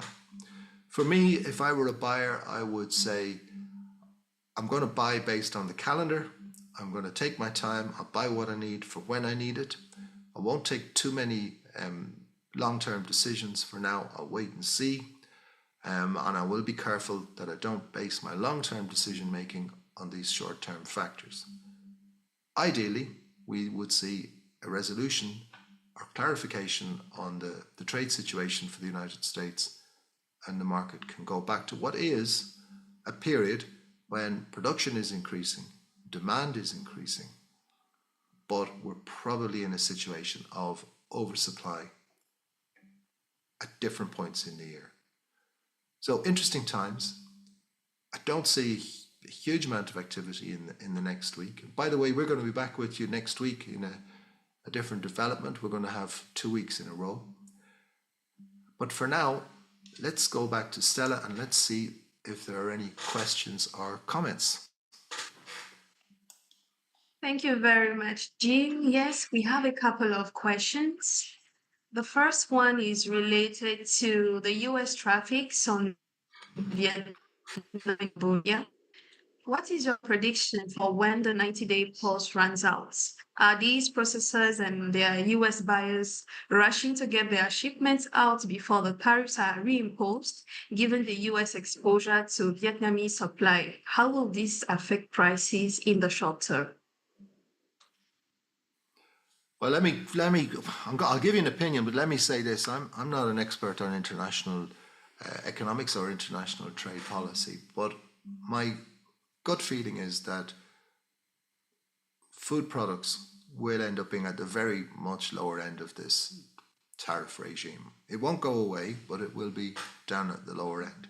It's interesting to note, in the case of Vietnam, that Vietnam is an important supplier not only of cashews, but a whole range of foodstuffs, including fresh foods, to the United States. And it's also interesting to note that in the first quarter of the year, imports by Vietnam of foodstuffs from the United States have increased. So I don't think the target of this is coffee or cashews or cocoa. I don't think the target is rice or spices. I think the target of this is technology and manufacturing. And for that reason, I think that there will be some form of resolution on food, but it will, of course, be used as a bargaining chip. So that means anything can happen. And this is all about negotiation. This is all about a deal. Whatever you think about the way international governments and peoples should behave toward each other, this is about a deal. And that's the rules that are set out there. I'm optimistic, in other words, but we need to watch this quite closely. Stella. We have a follow-up question. How IVC processors are getting good price on WW320, similar to Indian price of WW320? As the quality parameters of IVC cashew kernels appears to Indian cashew quality standards. That's a really really interesting question. They are some, not all, some processors in Ivory Coast are getting higher prices because of their quality, because of their sustainability approach, because of their certification, and because of their location. Those are the four main factors. So particularly for the European market, buyers will look at not only Ivory Coast, but West Africa generally as an origin where they can buy traceable, sustainable, high quality products. Those products are not at the same level of quality as Indian cashew kernels would be. Indian cashew kernels would be, generally speaking, superior to those produced in West Africa, But West African cashew kernels, generally speaking, are superior to those that are shipped from Vietnam. Where you do find cashew kernels that match Indian quality is in Tanzania, for example, potentially in Benin, potentially in Ghana, which would closely match the quality. So it is quality, but it's not just quality. It's a whole mix of factors. And it is interesting, we're seeing, if today we set Vietnamese prices, let's say at 330, the top quality products from African processors are selling at 360 plus, 365, 363. And the next step down is somewhere in between. So well organized, well certified, well marketed, and sometimes people have the advantages without realizing it, so they don't market in that way, are definitely getting higher prices. They're not quite close to Indian prices. Indian prices are way above that again. Some Tanzanian processors, certified BRC processors, are making similar prices to Indian kernels in Gulf states. But generally speaking, you've got three tiers. You've got Vietnam, you've got top African, and then you've got somewhere above that Tanzanian and Indian, together focused on certain markets. So it is worth investing in quality and certification, and it is worth concentrating on marketing if you're a processor in Africa, because premium prices are there to be had. Stella? Jim, tell us who is really benefiting from the policy regulations beyond the export taxes? Are the factors really benefiting from the regulations? I guess we're talking about export bans in this question. Yes. In theory, factories should be benefiting from that. They should find it easier to buy at a price that's reasonable. Now, we've just been talking about premium prices for cashew kernels. So if factories are able to get premium prices for cashew kernels, then they should be able to pay farmers a reasonable price. So I think that the bans are, unless you've got processing at a capacity that is approaching to match the crop, by banning the export, you're creating an artificial surplus in the country that doesn't benefit anyone. And in the long term, it could impact processors negatively, because it could impact production or quality of the product negatively over the longer term. So if we look at the situation today and we say, look at some countries where they have a period, a window, if you like. Look, Cote d'Ivoire has it, Ghana has it, Mozambique has it, and it's quite a good strategy, so that for a few weeks of the year, processors have exclusive access to the supply chain, and they can buy without competing with the export market. That benefits processors without necessarily damaging farmers. In a way, it shouldn't be necessary, because the processors should have built enough linkages to farmers to secure their supplies anyway. But that hasn't happened yet, so it is necessary. The outright ban for the entire season causes this artificial surplus. The product must go somewhere. We know where it goes. It goes across the border illegally. So the government loses export taxes. The processors do not get access to the product. Prices are less predictable. So generally speaking, it does appear that the bans,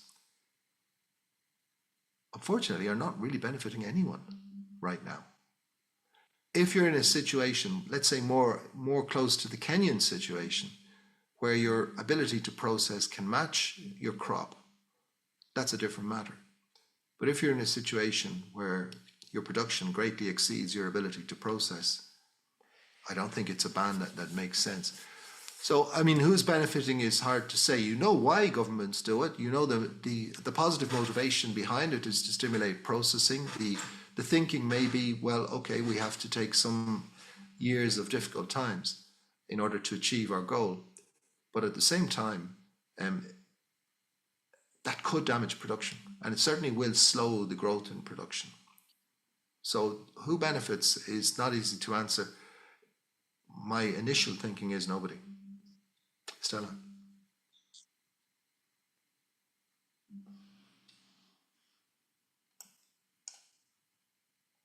Thank you, Jim. Still on exports. This question is with regards to licensing of exporters in Ghana. Will, in this case, the licensing of exporters rather not lead to streamlining of the market and improve on buyers' practices? Why would it? I mean, because you're licensed, does that mean you do business differently? If the licensing isn't accompanied by an overall regulatory framework, then it just is bureaucracy. So I don't think that licensing of exporters, which probably is intended to restrict the activities of foreign companies in the supply chain, but that's never worked anywhere because foreign companies just align with domestic companies and do their business. So you've got a remarkably difficult situation in Ghana from a regulatory point of view. You have, on the one hand, production of highly valuable, high quality, raw cashew nuts that arrive at great time of year. But you've also got a sector that's highly dependent on transit trade, and that is also a great opportunity. Some of the transit trade is exported as Ghanaian, probably most of it. Some of the domestic production should be processed in the country, but processors find difficulty accessing it. I don't think that we've heard the last of regulatory developments in Ghana, but I don't see that the licensing itself will have any impact in streamlining the trade. Quite the contrary, it will create bureaucracy, probably slowing down the trade. That would be the experience from elsewhere. Stella? Thank you, Jim. DHL has only stopped parcel deliveries at about $800, citing delays from US customs bureaucracy relating to the application of new tariffs. Have you picked such delays from Vietnamese cashew kernel exporters? No, haven't heard anything like that. Thank you, James. Someone is asking if you could briefly go through the North American cashew kernel buyer requirement slide once again. Okay, well, I mean, to access the North American market, you need to be competitive on price. You need to be adhering to strict food safety regulations, a minimum of a HACCP system in place, ideally more than that. You need to be registered in advance as a factory. An importer or an agent will help you with that. You need to have a good quality product, obviously, and you need to have all of those basic food safety procedures in place. So the American regulations are intended to protect American consumers, just as they are everywhere, from infected or dangerous foodstuffs. And if you do that, if you register, if you prepare your documents in compliance with the Food Safety Modernization Act, if you have a food safety program in place in your factory, if you have a quality management system, minimum a HACCP system in place, you should be in position to access the US market. The next thing you need to do is to be careful as to choose the right channel. So do you want to work with an importer? Do you want to work with an agent or a broker in the country? Do you want to work with a processor directly? Working with an importer might have the advantage of allowing you to sell all different grades because they will talk to different customers and you might get some good market information back, and the management of the relationship with the end buyer is done by the importer. If you work directly with the roaster, you might find that you won't be able to sell all of your grades to that particular roaster. You might need more than one. You may well have to work a little bit more on the customer relationship management with direct business than using an importer. And you might find that your, should we say, your opportunities are limited because most roasters will buy a few times a year, whereas an importer will be in business every day. There's a lot to accessing the US market. What I haven't mentioned is good marketing and communication. It's very interesting. I think there are a few publications. I know we've done a few workshops on that. You might find those online. If you're interested, get in touch and I'll give you some guidance on where you might find some information. Stella. Thank you, Jim, for going back. Still going forward with our questions. When you say buyers should wait out for when to buy when it's required, isn't that risking lower quality as the weeks progress? Well, I guess we're talking about raw cashew nuts. The quality of kernels shouldn't change. Yeah, that's true. You might be risking lower quality as the weeks progress. But if the good quality isn't moving and it's in secure hands, it shouldn't get too much worse, so to speak, if you're focused on certain markets. But if you were focused on Guinea-Bissau, Senegal, the Gambia, you wouldn't really be risking lower quality. If you're focused on Cote d'Ivoire, Nigeria, and that's the decision to make, does that price quality balance justify itself? So if you think the market is going to fall by only $25 a ton, but that the quality outturn might fall by £3, then there's no point in waiting. If you think that the outturn might shift by £1 or £2, but the price rather might drop by $150 a ton, wait. We don't know what's happening. We don't know until we get some resolution on the trade discussions where it will go. And you take a risk. Now, if you're in India, it's probably a little bit less of a risk because you know your domestic market and you know the likely behavior in the domestic market. If you're in Vietnam, buying raw cashew nuts or anywhere else, it's a little bit more tricky because you're dependent on the international market, which is in turn, to a certain extent, dependent on the US market. So good point. There's a balance to be struck. Everyone does what they think is the right thing for their own business. And that's the important thing. And what I'm saying, I'm not suggesting to speculate. I'm suggesting to carefully observe the market and manage your risk. Stella. Thank you, Jim. There is a question with regards to difficulties faced by production in 2025. You didn't give further details, the participant says. Could you please share more on the difficulties ahead of production for 2025 so we can find solutions to improve productivity? I didn't really talk about problems on production in 2025. I see production as moving forward quite well. So yes, obviously there's lessons to be learned, but I'm quite positive on production. And what we're talking about, and let's just go back to that for a moment. But what we sometimes talk about is the changes in forecasts. So we started with, just looking at this slide, we started with the very optimistic estimate of the 2025 crop. It was up here about 5.8 million tons. We've tapered that back a little bit because the Cambodia volume is a little bit less. Now, the problem in Cambodia has been that the weather hasn't been as kind as would normally have been expected. There was also a similar situation in Vietnam. So Vietnamese production, starting out with a good crop, has eased back a little bit.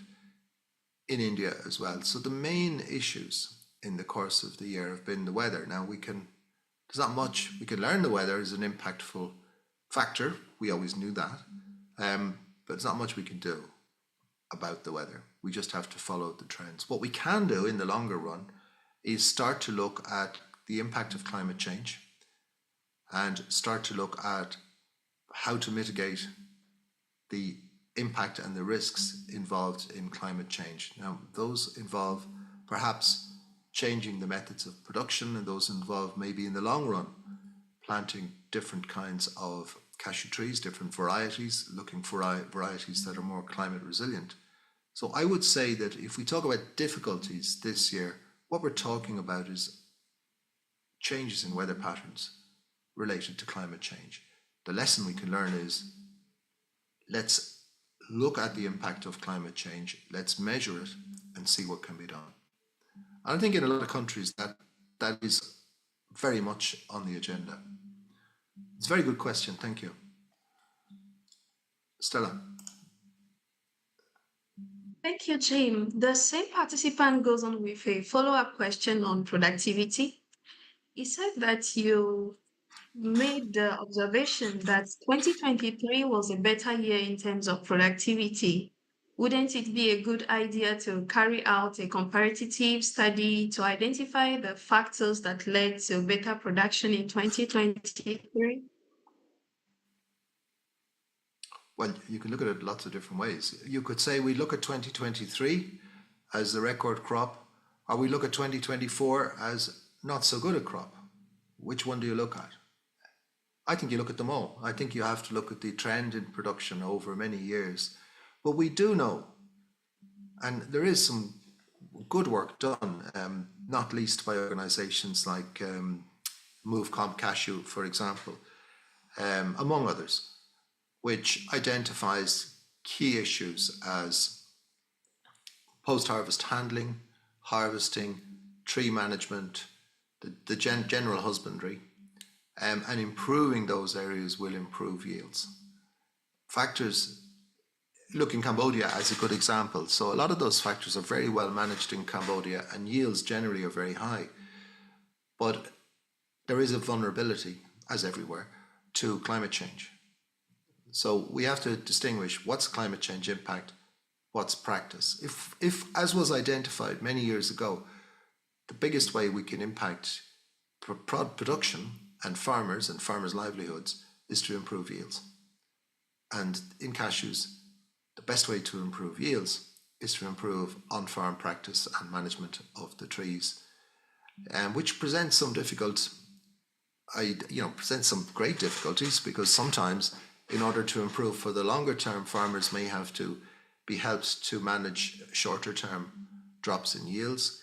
They may have to consider taking out some of the trees if they're overly densely planted, for example.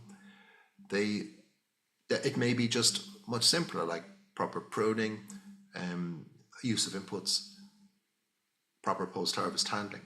So there's a whole range of things. I don't think simply comparing one year with the other is going to give us the answers, but I do think that continued research in this area, which is already quite well researched, to me, what's lacking here is not so much the research and the comparisons and the reasons.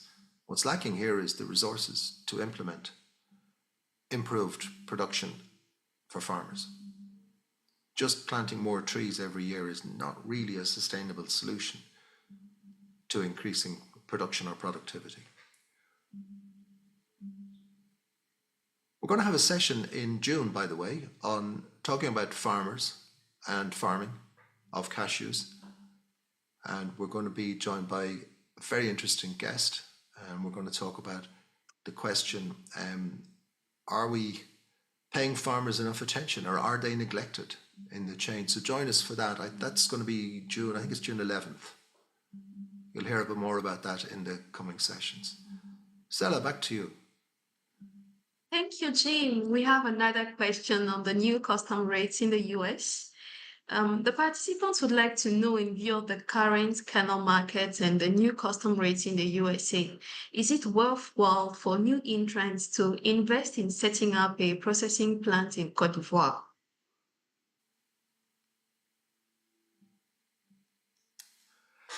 That's a huge question. I don't think that the changes in tariffs should discourage anyone from investing in cashew processing at this time. It is a big factor. So let's consider, we've put some context on this. The US market is about 29% of world imports of cashew kernels. That's important. Côte d'Ivoire is a supplier to the US, but not a major supplier to the US. So at this moment in time, a loss of exports to the US, if that were to happen, would not have a major impact. Would a tariff of 46% reduce demand in the US? I guess it would. Would a tariff of 10% reduce demand in the US? Well, we talked about this 2 weeks ago, and if you were there at that session, you'll know, in my opinion, it won't make any difference. Remember, our market goes up and down 15, 20% year to year. That's quite common. It hasn't damaged the overall projection for demand. So I do not think that a 10% tariff is going to have a seriously negative impact on demand, and I think it will settle at 10%. Cote d'Ivoire currently has a 21% tariff, so that would be reason to reconsider where to locate a process. But again, I wouldn't be at all surprised if that ended up more like 10% than 21%. It seems somewhat ridiculous that a wealthy country like America is taxing developing countries on their food exports. So no, for the time being, I would say no. I would say it is important, however, when you look at your processing, to look at which market you're going to target. And if your initial concept was that we're 100% looking at the US, that might change the dynamic a little bit. But if we think in the long, long run, and we have seen that US demand is growing, but growing only very slowly, except for last year, and we look at other markets where we see fast growth, there is an opportunity for cashew kernels over the longer term to grow. So no, except if your target market is the US, in which case then I'd be pausing and waiting to see how the negotiations turn out. Sana. Next week, what should we expect?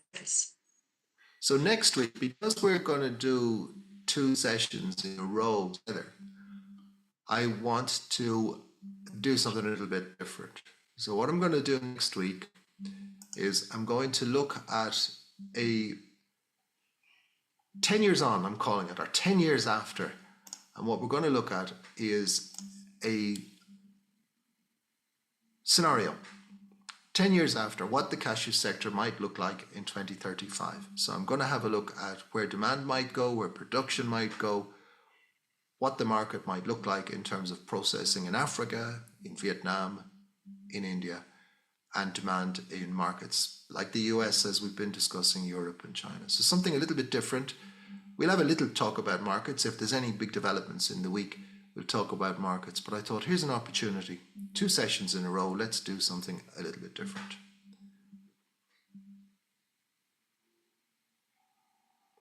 Thank you very much, Jean. Thank you for today, and we'll see you next week.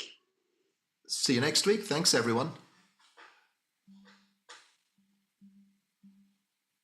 I will also take the opportunity to thank our partners and sponsors, the European Union, the Organization of African, Caribbean, and Pacific States, the GIZ Movcom Cashew, the Sustainable Nuts Initiative.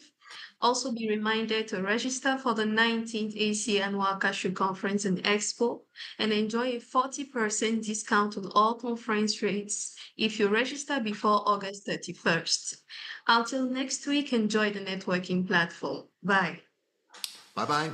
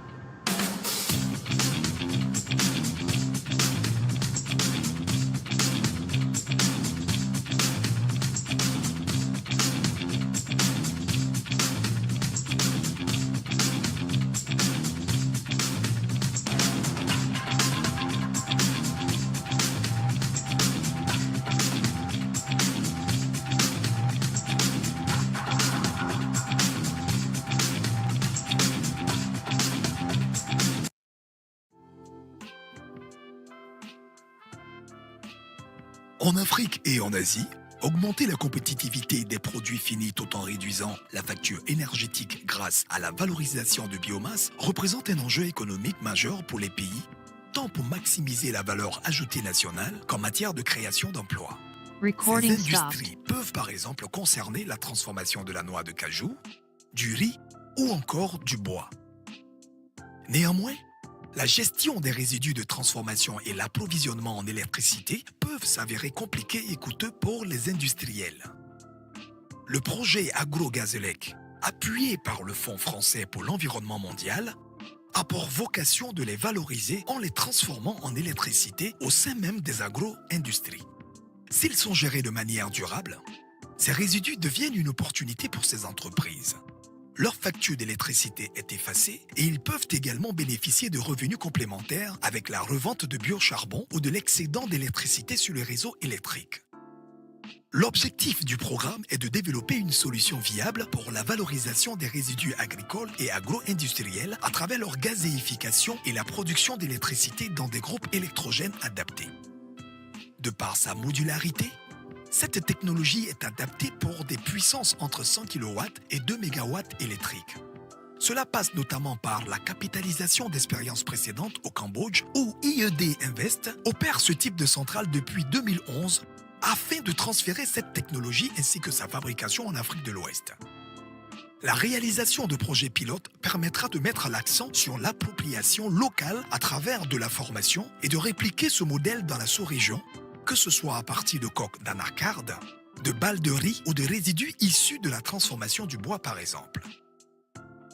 Le programme AgroGazelec favorisera ainsi le développement du tissu économique local, la transition énergétique ainsi que la protection de l'environnement.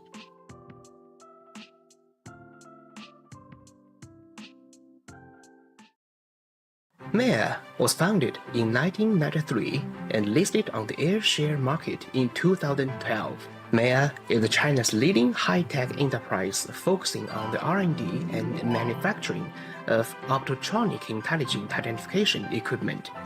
MEA is committed to applying intelligent identification technology to cashew sorting and processing by developing a full range of cashew color sorters, such as CF series, KM series, KF series, KFS3 series, K4 series, KS4 series, CG.A series, M series, XS series, XM